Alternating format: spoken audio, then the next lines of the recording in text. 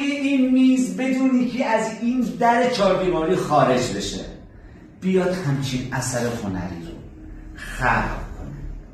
شهباز ایرانی نه رنگ داره، نه شابلون داشت، نه الگو داشت و نه هیچ ابزار صنعتی پیشرفته‌ای روش کار شده. ببینید،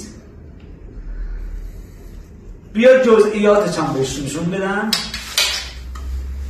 موتورش نگاه کنید، روشنم میکنم براتون. بیا داخلش هم ببین، تمام جزئیات مو به مو رعایت شده.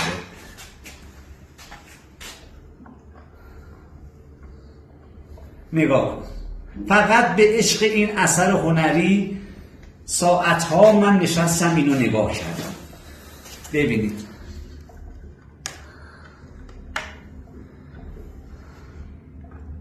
اینم از اینم ببین، هر چیزی که در جیب واقعی وجود داره تو اینم وجود داره.